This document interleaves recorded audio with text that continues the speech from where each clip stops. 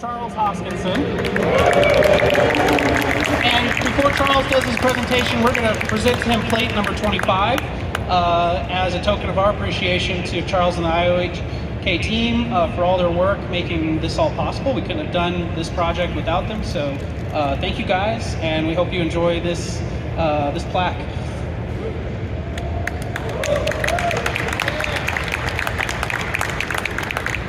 Thanks.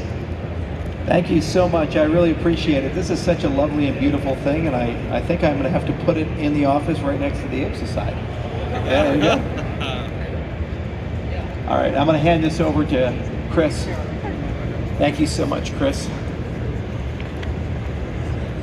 I'm fine. I'll just put this over here. How's everybody doing today? I don't know about that. Are you sure you're in Las Vegas? All right. Yeah, normally you're supposed to be a little bit more tired and hungover. Come on, this is the morning presentation. I guess U2's opening the Sphere, so that's going to be fun and exciting. I've watched them build that thing for 8 years. I think it's like $3 billion or something like that. Wonderful, but very creepy at times. See the eyeball? Yeah. I love Vegas. And I love this community, especially the NFT community, especially the Cardano NFT community. You know, this is an example of how you build something and people come and they do super creative and interesting things. The core of NFTs has always been about community. It's always been about bringing people together and incentivizing those people to find new ways to build relationships with each other, transactions with each other, and to also reimagine the way that property works. The problem with creativity is the business guys. It's always been. And no matter which creative people you talk to, every single one of them, if they're successful, will give you a horror story about where they've been screwed, how they've been screwed, and what they would do differently if they actually had business acumen. Because if you're a musician, you're an artist, you're a great director, you're there to tell a story. You're there to inspire. You're there to show people a way of looking at things they've never seen before. You're not there to figure out, God, do I do an LLC or a corporation, and how do I handle the intellectual property, and who do I license this to?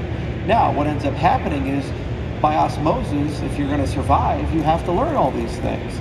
And that's why for every 1,000 creative people, there's one Snoop Dogg who owns Death Row. That's why for every 1,000 people, there's one Rolling Stones, and there's all those has-beens. The thing that separates the megastars who have durability, like the Metallicas or all the others, is business acumen.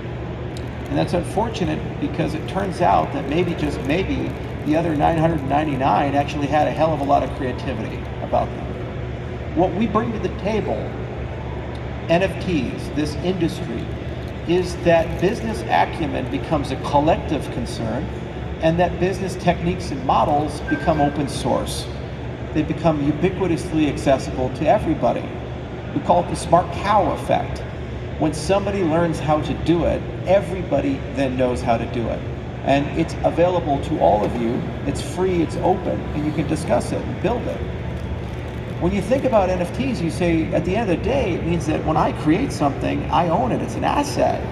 And when other people interface with it, nobody is controlling the marketplace. Nobody is a middleman of necessity to facilitate this that basically has dominion over who gets to be big and who doesn't get to be big. Recently I was with Richard Garriott, this famous old game developer, and anybody play Ultima Online? You know, and I asked him, what was it like in the 1980s and 1990s, like making video games? And he said, you know, the single hardest part of every negotiation was shelf space. Because we didn't have the internet, we didn't have all this digital stuff.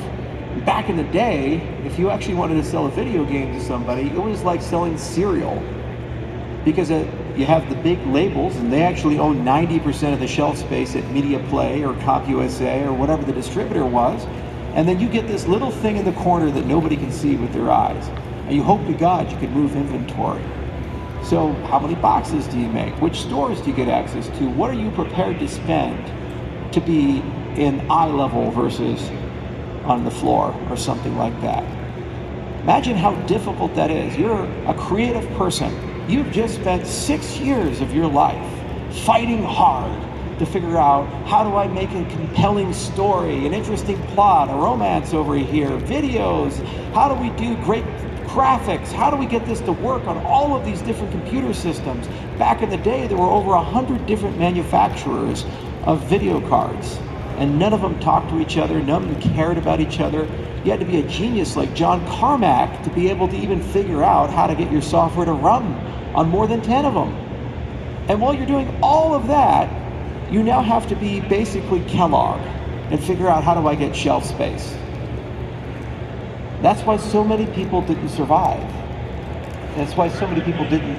Companies like EA and Activision Blizzard and Microsoft, because they already knew how to do that stuff. They were good at that stuff. And they said, creativity, we'll just buy those guys and we'll fire them. You see? So this is a reimagining and a rebalancing. Cryptocurrency is always about power to the edges. It's about power to the people. And this is about the creatives waking up and saying, you know what? It's about time we get something that's fair for us. It's about time we build new models where we don't have to worry about shelf space. We don't have to be business people. They have a place, they have a purpose, they matter. But you know what? It's about time we have a partnership, a negotiation as opposed to a mandate. It's about time we have an equal seat at the table. So therein lies the magic of what we tried to do. Cardano's unique in that we also thought a lot as an ecosystem about, how do we do this in a way which maximizes its long-term resilience and sustainability. We thought a lot about things like extended UTXO, the Cardano Native Asset Standard, which has special accommodations for NFTs. But at the core of all of these things is governance. You see, when you build a creative endeavor, if it truly is special, it's special not because you, the author, created it. It's special because the fan took it and made it magic. That's why, despite the fact that George Lucas is gone, Star Wars is still around. That's why Game of Thrones became Game of Thrones. That's why any piece of IP, whatever it is, music, video, any endeavor, you have fans. So the question is, who controls those relationships? That is the choke point. And when it goes wrong, you have Disney. And when it goes right, you have Larian. For example, the authors of Baldur's Gate 3, where they actually found a way to have a direct relationship with their audience. The other superpower of cryptocurrencies is it gives you a one-stop shop to unify together all of those different components. The buyer and the seller, the payment system, the asset creation and representation, but the voting, the governance. We hear a lot about rug pulls. We hear a lot about when a founder leaves, sometimes because they run out of money, sometimes because they're scumbags, sometimes because of reasons X, Y, Z. There's everything in between. But at the end of the day, if there's still a community, people are still doing things, why does the party have to stop? Why does the creativity have to stop? It's almost like the Mask of Zorro. When one Zorro retires, you get a new Zorro. Anthony Hopkins becomes Antonio Banderas. It's pretty cool. That's an upgrade, right? So how do we do that? Well, we have an opportunity to innovate here in Cardano. You'll see that there's a big booth, the Emergo World Mobile Intersect, Lace, Reflect, IO booth. We tried to bring a lot of families together. We wanted to share that space. And thank you, Marco, for your hospitality. He's such a great guy who puts on this place. He really does work hard. That guy never sleeps. We love Marco. But we try to bring everybody together because there's some problems I'd like to solve with all of you. Intersect is an example of that. SanchoNet is being displayed today, and that's another example of that. But the point is that we have to bring the NFT community together, and the problems we have to solve, we have to have real conversations about how do we represent the value that you're creating, and what business models do we need to put around that value creation that we together can collectively construct and make open source so that that becomes something that every single person in our ecosystem and other ecosystems get to use. So for example, when you create that picture, when you create that brand, that is IP. How does intellectual property work its way into the blockchain space? How do royalties work in the blockchain space? Not just today, but let's say 30 years from now, 50 years from now. And how do you program those things? How do you template those things? And how do you make it easy that if you're an 18-year-old kid who's super creative, a great artist, great drawer, great musician, you can just grab something off the shelf and almost legal zoom it, push a few buttons, and it's there, and it has agency. Not just here in Vegas, but agency across the world, because your customers are global. Does anybody here really want to sit down and worry how the Swiss think? Maybe the CF people do. Or Liechtenstein, or how people in Argentina think, if you're right here in Vegas. Well, what if they're buying your stuff? How do you interface with that? The better job we do as one community is it turns out the people over there that worry about that, their stuff works with our stuff.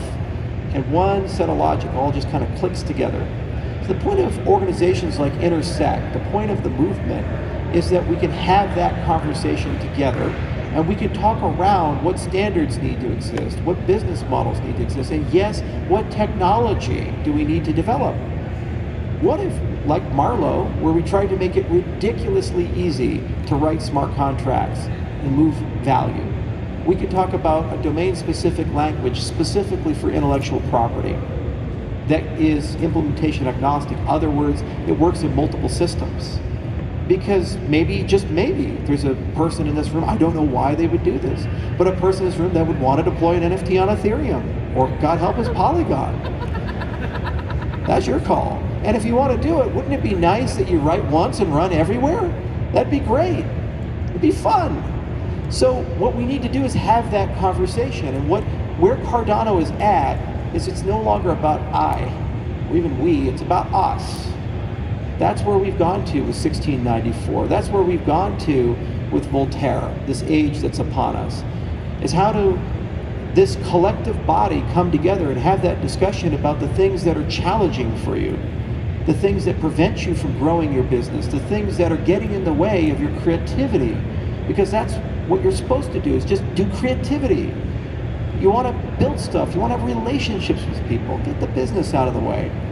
And let's figure out how to build technology together to accommodate that. Another example is rug pull insurance. I discussed this in a Twitter space recently, and as a build-up to this event, it would be really nice if we did some business model innovation where as a community forms and that value starts creating, the people who participate in that have a say. So even if the founders go away, the capital, the intellectual property, the culture, these types of things are enduring and they can push forward.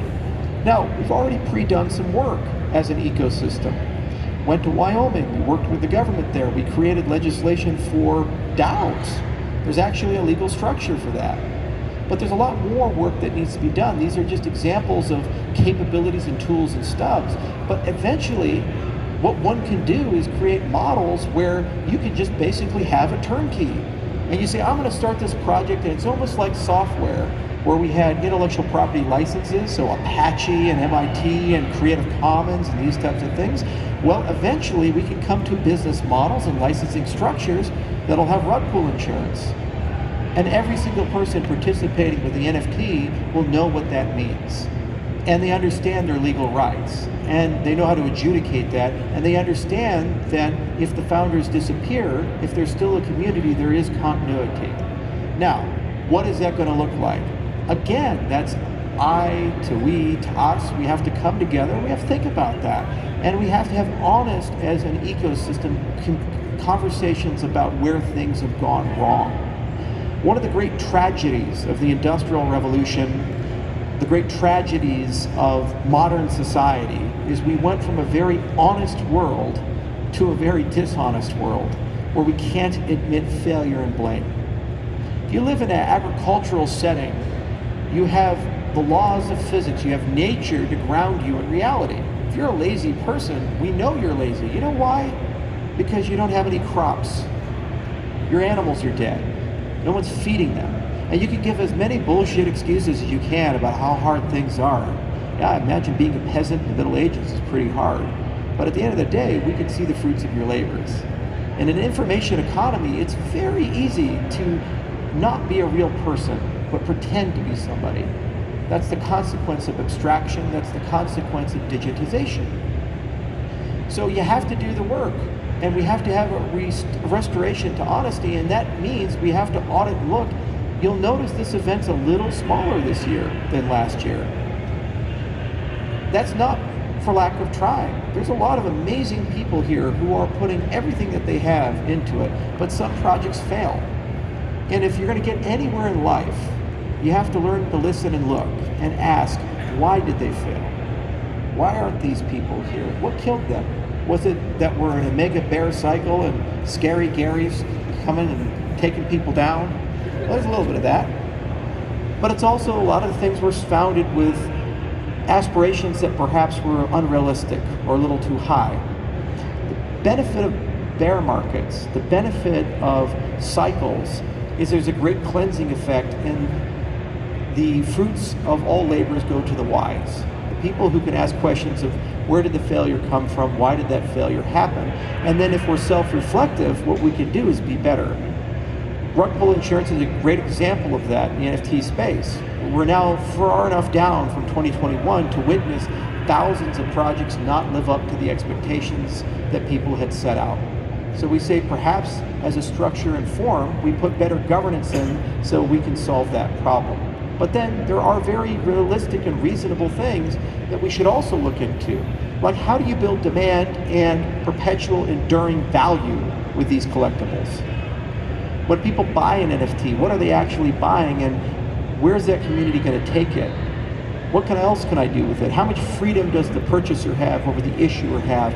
These questions, and you look at the arc of the last few years and you say, who's been successful? Who stayed successful? And who failed? Again, that's not an I thing, it's an us thing. We have to come together. And the point of Intersect and institutions like that is to facilitate those types of conversations. It's not just about the core Cardano protocol and gosh, how do we get Plutus to be 15% faster, and how do we get AGDA where it needs to go so it can be this great formal specification. It's about a frank conversation with all the DeFi space, the asset issuance space, the NFT space, the stablecoin people, the Oracle people. Because at the end of the day, it creates the backlog.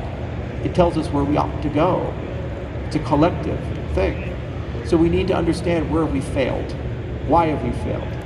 And it turns out that the minute you start talking this way, it's the best conversations you've ever had. Throughout my career, I've been in crypto for 10 years now. Believe it or not, I've had a few failures. Wow. And actually, every time I talk about them, it's very therapeutic. There are so many things throughout my career I've done wrong that I thought were awesome. Technology mistakes, governance mistakes, process mistakes. And you feel those pains because you can see where you almost measured up, or the consequences of these things. For example, here in Cardano, I really truly wish we had better ecosystem development. I kind of admire some of the competitors who have better teams, faster teams, better funded teams that are there every single day to listen to developers and help people incubate and accelerate businesses. It's an example of something that we didn't quite do the best job at. Now, it's not for lack of trying. There's a lot of people that wake up every single day who that's their job and that's what they want to do, and they've committed a lot of money and time to it. But we can do better. And we should always be okay with saying why and how and who, and for roles to change, other people to stand up. Another thing that Intersect can do for you is the first time in the history of Cardano, we have this idea of a budget. Budgets, how about that? So you have Catalyst, and Catalyst says, here's some money, go pick categories and come with proposals, yay. But that's not how government runs, sorry. Governments have things like healthcare and military, and they have like shit to deal with navies and things. It's complicated to run governments. Okay, so every government that's worth its salt, it's going to have a portfolio of things that it deals with. And what does it do? You draw a circle, you create a pie chart.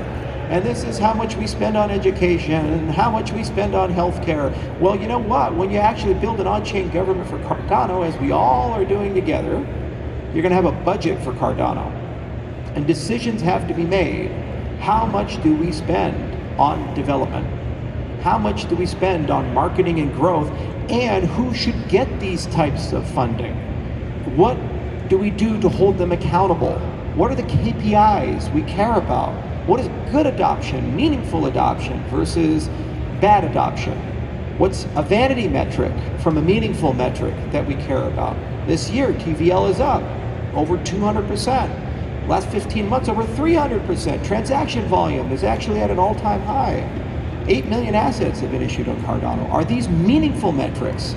Let's discuss that. Let's figure that out. And if they are, how far can we go? How much can we push our foot on the accelerator? Should we put $10 million at risk? 25 million at risk, 30 million. If we want to do ecosystem development, what strategy should we follow for ecosystem development? Should we create another members-based organization specifically for it? Should we just endow a dedicated body? Should we regionalize and have some for Latin America and some for Africa and some from North America? That's strategy. Now, we'll be at the table, we'll give some advice, we'll say this is what we think, but we're just one voice amongst the us, amongst the collective, all of you. And next year we get to figure that out. That's the magic. But here's the thing, once you do, then you start getting accountability and honesty. You start getting self-reflection. People start feeling empowered to say, who do we admire? Another business lesson I learned, and I wish I learned it faster in my career, and it helps get rid of the tribalism. The best people in the world admire their competitors. If you go talk to Tom Brady and you say, who's the best quarterback in the NFL? He'll never say himself. He'll talk about a dozen or so people that he grew up with that he admires. Say, oh boy, Peyton Manning, he could run the field like no one else. And you know, Aaron Rodgers, he has this one thing he did. Brett Favre was just so resilient and capable, et cetera, et cetera. Elite people admire other elite people. And there's a truth to that in business. If you are operating at the highest levels in business, the highest levels of any human endeavor, you're going to have a catalog of people you look to and you say, I really admire what that person can do. I think there's something that they do is absolutely magical. And I want to understand it, deconstruct it, integrate it into my own business. And you know what, we have to do that in the cryptocurrency space. We can no longer say, oh, screw those Solana guys and Polygon guys and goddamn Ethereum. Turns out there's some good ideas there. And somehow, some way, we have to align the incentives in a way where we can all get along. The hardest of all of the three pillars, I'd say, and I didn't think it was going to be the case. I thought it was going to be the easiest, but the hardest of the three pillars of the third generations of cryptocurrency is interoperability. And that's because tokenomics incentivize competition and a lack of interoperability. We don't have an incentive to talk to each other and play with each other because financially speaking, it's not in our best interest. And whenever the incentives are stacked against what you want to do, you're telling people to take a pay cut for your benefit. It doesn't happen organically. It's like two magnets you're pushing together, say pole, they resist each other. And if you put enough strength, eventually they will click. But if you let go, they pop apart.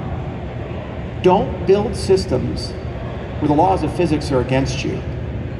Build systems where they're with you. And if you build a system where the incentives of the system are aligned to do the opposite of what you intend, you shouldn't be surprised when it doesn't do that. Why can't we admire great people in our industry? Because we have a financial incentive to hate them.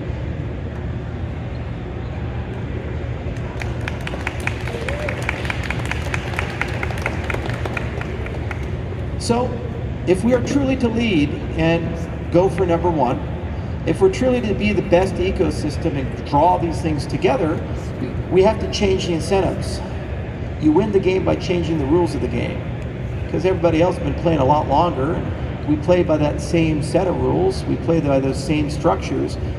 They've already been playing Monopoly for 30 rounds. They got a lot more cash and own all the hotels. It's not a fair game. You got to change the rules of the game. You change the rules of the game, then suddenly you wake up and it's a fresh game. Everybody's equal. We could be the pioneer. We could move forward. And that's what we're doing with this whole 1694 endeavor. We're kind of inventing an entirely new form of governance on chain, new institutions.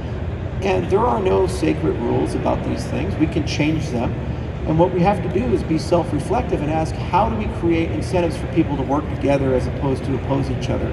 How do we get to a point where admiring people, even the people you disagree with, even the people that you compete with, actually benefits the ecosystem? Talk about the collaborative open source development process, the SIP process, these types of things. If Ethereum or Polkadot or somebody's come up with a good idea, we should be, as an ecosystem, comfortable to embrace that idea. That's what I did when I first designed Cardano. Our native multi-asset standard, I didn't invent. We started from good foundations with years of thought and progress with the color coin side of the movement that came from the Bitcoin space. UTXL was an invention of Satoshi. We just recognized it wasn't built for smart contracts. So we took it and extended it. Extended UTXO. And it works, it's great. Why argue with something that's moved trillions of dollars and it's been around for 14 years and never been hacked? Pretty smart idea. And it just so happens that you could take that and layer on top all these great concepts and principles of the functional programming space, where there's over 50 years of thought, progress, and science that's there. That's awesome and amazing. And it future-proofs us for Hydra and off-chain stuff and for roll-ups and all these other things that are horizontal technologies.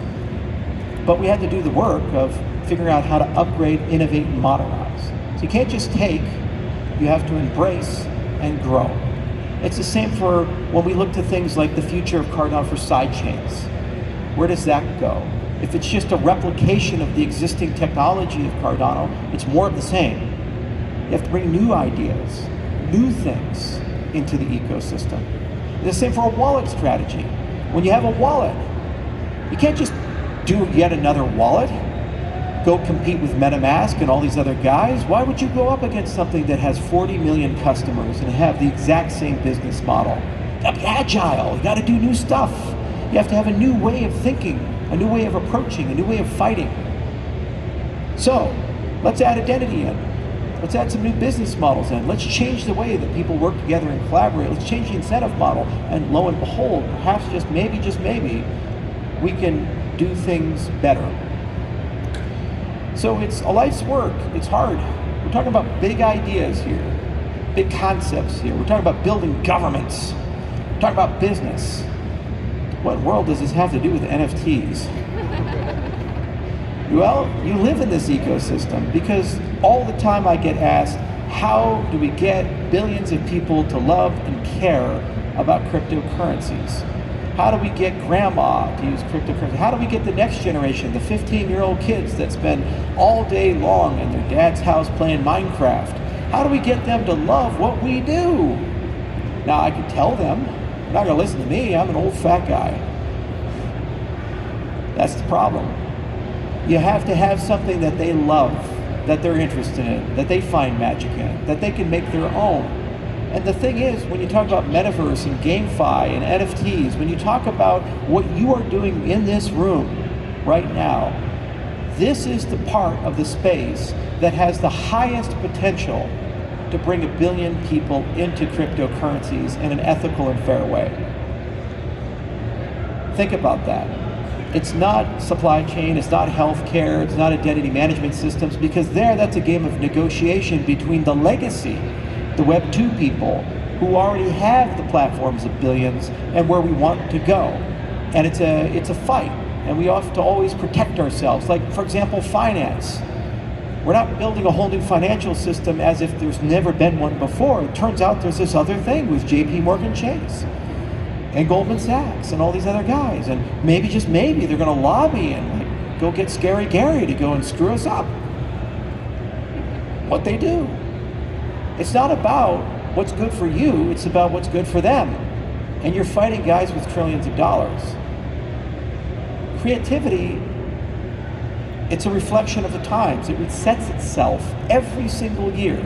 New people come. All the actresses and actors, all the movies, all the songs that my grandfather listened to, recently passed, 90 years old, I really couldn't connect to. There's a few, like Nat King Cole and others, I know about. But you know what? I have no idea what it meant to hear that song for the first time. He did. I saw a lot of Westerns growing up, you know. For example, we have these legendary people, Clint Eastwood, and I've seen The Good, the Bad, the Ugly, I've seen Unforgiven. I didn't watch him in the movie theater. That was his generation, that was his time, not mine. John Wayne was for a different person. And that's the magic of creativity, is that it refreshes itself again and again, and the incumbents die fast. Thus, we don't have to worry about them getting in the way. The next generation can pick it. So that's why you're the ones who will probably drag 1 billion people into the cryptocurrency space, and they're gonna let us do it because they can't stop us. That's the key. So if we have the right governance system,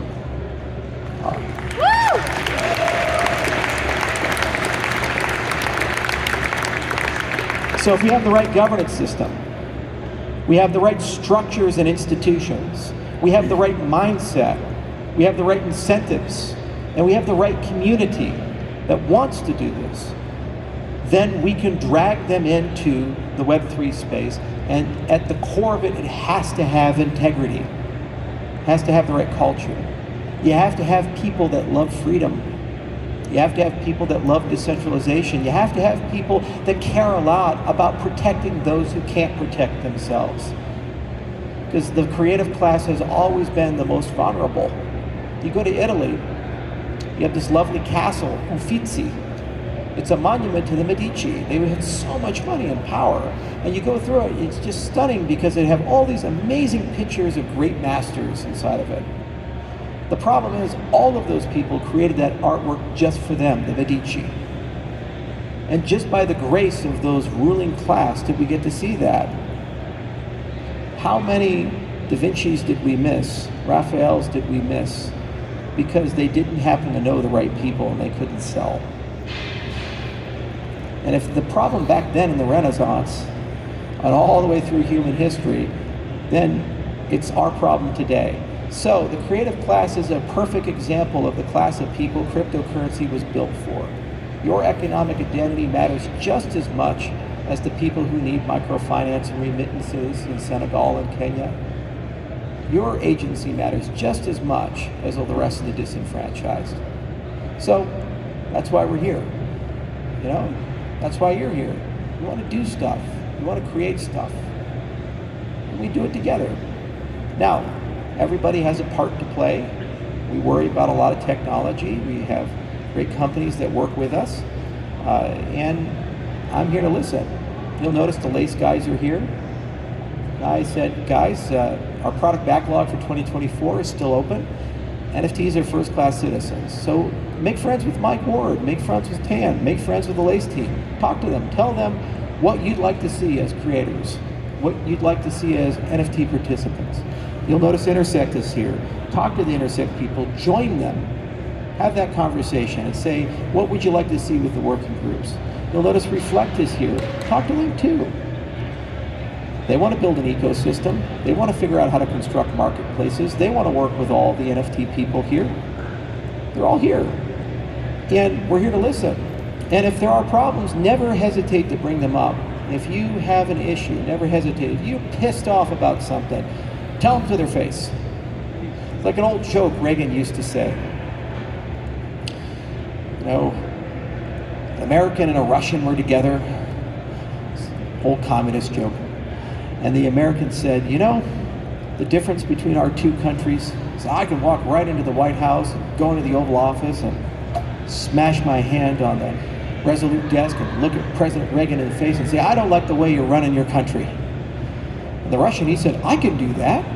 And the American was flummoxed. He said, you can do this? He said, oh yeah, I can walk right into the Kremlin, go to Brezhnev, slam my fist right on the table and say, I don't like the way Ronald Reagan is running his country. It's a good joke. That's why I stole it. But it does tell you something. You don't have good governance if you're not allowed to criticize your leadership. And if you want to know who really controls society, look at who you can't criticize. If this is truly decentralized, you can talk shit about anybody. And you just have to be constructive about it. So if we're going to get through all this bear stuff, I've been through 6 cycles. Believe me, it gets better. It gets worse. You got to be resilient. You got to be mission oriented because that gets you through the hard days. But if you want to get to the other side of it, you have to bring something new to the table. I think we have everything that we need, and we're going to do it together. So thank you for being part of this family. Thank you for working with us. Thank you for showing up. It means so much, Marco and the rest of us, and to see all this cool stuff. And thank you for building so many wonderful communities and being a linchpin in the cryptocurrency ecosystem, the Cardano ecosystem. And I really can't wait for the next 2 years. It's going to be so much fun working with each and every one of you and learning from you and building with you. We're going to change the world together. Thank you.